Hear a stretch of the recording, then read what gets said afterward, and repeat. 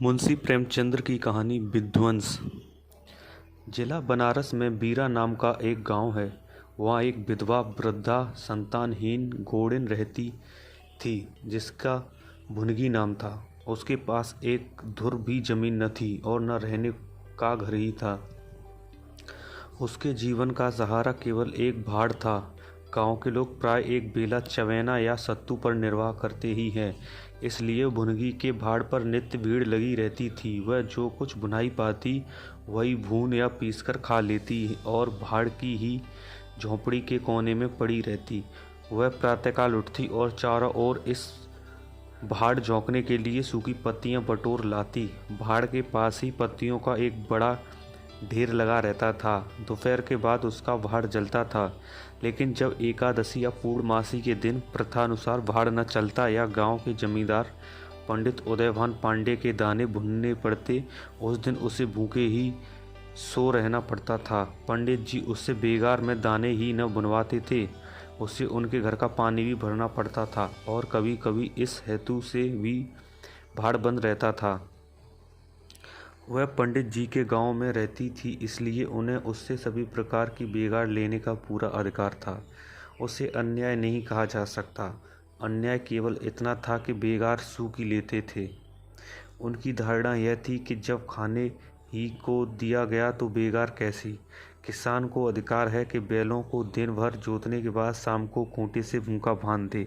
यदि वह ऐसा नहीं करता तो यह उसकी दयालुता नहीं, केवल अपनी हित चिंता है। पंडित जी को इसकी चिंता न थी, क्योंकि एक तो भुनकी दो एक दिन भूखी रहने से मर नहीं सकती थी, और यदि देवयोग से मर भी जाती तो उसकी जगह दूसरा गौड़ बड़ी आसानी से बसाया जा सकता था।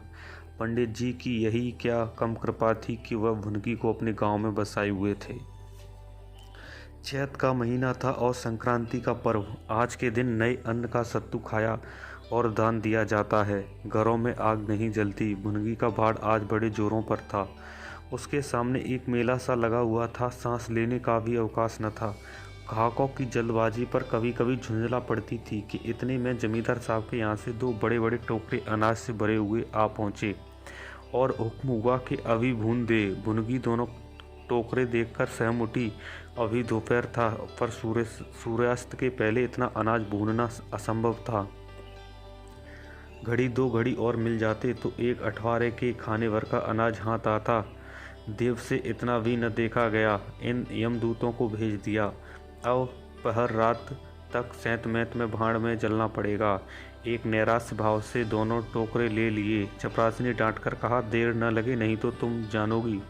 भुनगी यहीं बैठे रहो, जब भुन जाए तो लेकर जाना। किसी दूसरे के दाने चूं तो हाथ काट लेना। चपरासी, बैठने की हमें छुट्टी नहीं है, लेकिन तीसरे पहर तक दाना भुन जाए। चपरासी तो यह ताकीद करके चलते बने और भुनगो अनाज भूनने लगी, लेकिन मन भर अनाज भूनना कोई असी तो थी नहीं। उस पर बीच बीच में बुनाई बंद करके भाड़ भी झोंकना पड़ता था।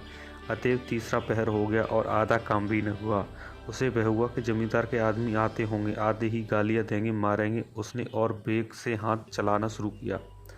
रास्ते की ओर ताकती और बालू नाद में छोड़ती जाती थी, यहाँ तक कि बालू ठंडी हो गई, सेवड़े निकलने लगे। उसकी समझ में न आता था क्या करे। न भूनते बनता था, न छोड़ते बनता था। सोचने लगी, कैसी विपत्ति है। पंडित जी कौन मेरी रोटियां चला देते हैं, कौन मेरे आंसू पहुँच देते हैं। अपना रक्त चलाती हूँ तब कहीं दाना मिलता है, लेकिन जब देखो खोपड़ी पर सवार रहते हैं। इसलिए न कि उनकी 4 अंगुल धरती से मेरा निस्तार हो रहा है। क्या इतनी सी जमीन का इतना मोल है। ऐसे कितने ही टुकड़े गांव में बेकाम पड़े हैं, कितनी बकरियां उजाड़ पड़ी हुई हैं। वहाँ तो केसर नहीं उपजती, फिर मुझी पर क्यों यह 8 पहर धौंस रहती है। कोई बात हुई और यह धमकी मिली कि भाड़ खोद कर फेंक दूंगा, उजाड़ दूंगा। मेरे सिर पर भी कोई होता तो क्यों बौछारें सहनी पड़ती। वह इन्हीं कुत्सित विचारों में पड़ी हुई थी कि दोनों चपरासियों ने आकर कर्कश स्वर से कहा, क्यों री, दाने भुन गए। भुनकी ने निडर होकर कहा, भुन तो रही हूँ, देखते नहीं हो। चपरासी, सारा दिन बीत गया और तुमसे इतना अनाज न भूना गया। यह तू दाना भून रही है कि उसे चौपट कर रही है। यह तो बिल्कुल सेवड़े हैं, इनका सत्तू कैसे बनेगा। हमारा सत्यानाश कर दिया। देख तो आज महाराज तेरी क्या गत करते हैं। परिणाम यह हुआ कि उसी रात को भाड़ खोद डाला गया। और अभागिनी विधवा निरावलंब हो गई। भुनगी को अब रोटियों का कोई सहारा न रहा। गांव वालों को भी बाढ़ के विध्वंस हो जाने से बहुत कष्ट होने लगा। कितने ही घरों में दोपहर का दाना ही न मैसर होता। लोगों ने जाकर पंडित जी से कहा कि बुढ़िया को बाहर जलाने की आज्ञा दे दीजिए, लेकिन पंडित जी ने कुछ ध्यान न दिया। वह अपना रौब न घटा सकते थे।